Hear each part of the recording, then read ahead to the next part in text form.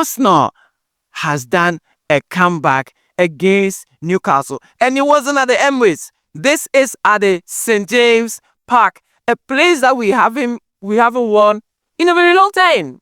Let me know your thoughts in the comment section if you really think that penalty that was overturned should have been overturned. If you are not yet subscribed to the channel, please smash that subscribe button. It will mean so much to us if you hit that subscribe button as we are on our journey to 1,000 subscribers. And let me tell you something. In the first half, I was going insane. Why? Because the chances that we had that we couldn't put away, the penalty that was disqualified, which did not make any sense, and how we ended up conceding the goal. It was disheartening. I was so pissed. I was watching the game in the 70th minute. I was like, what am I watching? Is this still going to be the same Arsenal again after all these signings? Are we not able to do something and get it at least a draw at St. James Park? What is happening at Arteta? Why is Leandro Trossard still starting our games? You know he's an impact player. He comes from the bench and he makes an impact. Look at the chance that he missed. The way he hit the post. Why are we still doing? We need a change. Bring in someone to make a change because we have options on the bench. And that is exactly what Arteta did. And the change that he made, initially I didn't understand. But when I saw Mikel Merino coming, I knew that we're going to play two strikers. I knew Mikel Merino was going to partner up with Victor Gyökeres up front. Now, there are a few things that we learned from watching this game. Now, one on the list, the first on the list, is that we should take it easy on Mascara. We should give Mascara time to settle in. We should give him time to get experience because, listen, Premier League is not for the weak, man. You have to be strong here and here. You have to be strong. Else, when you go to the away teams, you're going to be found wanting. Another player that I know that he doesn't get enough praise is Jurrien Timber. In our backline, I think he was the best defender. He was so good at one-on-one with Anthony Gordon, going forward, interceptions, dribbling.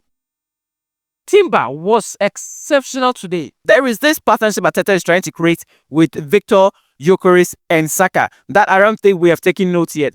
Saka is playing somehow like the way Mbeumo at United plays close to Sesko. He's not on the far on the wings but on the flanks. And you look at the penalty that was disqualified. Saka was the one who caused that. Who caused the defender to mistake the ball back to the goalkeeper, which got a penalty, which later got overturned. But Saka, that we know, does not play in that position. Arteta is trying to get Bukayo Saka coming inside, being an inside for instead of a winger. And this is something that I've seen this game. I don't know how long it's going to continue, but it's a good thing that I've seen. I've seen strong improvement in Victor Gyökeres' performance. Listen, you could say that he slipped off. You could say that he didn't have, a shot on target. You could say all that. But from what I saw, the team are still trying to find, and they are getting to put in the ball, and they understand his game now. That first touch over the top ball to Victor Gyökeres is something that the team is trying to learn and trying to find where he will be. And I was impressed with his position. His other play still needs to be improved because definitely Kai Havertz is way better when it comes to that. Let's talk of Eze. Eze should have scored a goal, man. Eze should have scored a goal because this game, Molly's game, this was his game. When I saw the chance that he had, the shots that he had, listen, Pope was good, but Eze should have had at least a goal or an assist. At least. I am impressed with how Arteta set up his team. At least putting an attacking midfielder in the team instead of that flat defensive line against Newcastle. And let me tell you something. How long are we continuously going to be put through a situation like this? How long are we going to be cheated in this way? How long? Time and time again, we've had decisions go against us like this.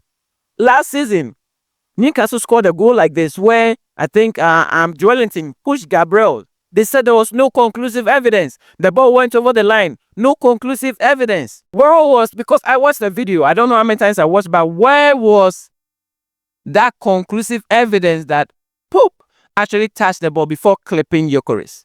What was the evidence? Time and time again, we've had decisions go against us. Who as a football fan, will watch the penalty that Arsenal won, which was disqualified, and say that was not a penalty. Who? Where is the consistency in this Premier League? This is getting old. PGMOL, be better. You have to be better, because this doesn't make any sense. Listen, I can't fault the referee so much. I can't fault the referee. But something that I would say is that this game was an intensive one, and we need a referee that could make a decision and stay by it. Because the ball that I saw, the ball that was on the pitch, if it was any referee who could make a very bold decision and say, yes, I've seen what you said, but this is a penalty, that VAR, what VAR said would not even make sense. VAR say clear and obvious. Clear and obvious. That is the statement. That is the grassroots or the foundation of their decisions. Clear and obvious. Where was the clear and obvious in the Eucharist penalty? See, it doesn't make any sense. It baffles me up to this point. If we had not won the game, this would have been a total different story. We were robbed at a point, but still the team did not fold. This is what squad depth means. If we're able to keep up this tempo and keep our players fit, we could go for all competitions. We could go for them. Or we basically have a second bench who can actually compete in the Premier League. Hello people, this is the Den of Soccer. We're on our journey to 1,000 subscribers. And if you're not yet subscribed to the channel, please smash that subscribe button. It will mean so much to us if you hit that subscribe button as we're on our journey to 1,000 subscribers. Hit the post notification bell so you get notified anytime we post exciting content like this. See you in our next video. We out. It's fantasy hero retreads the ball.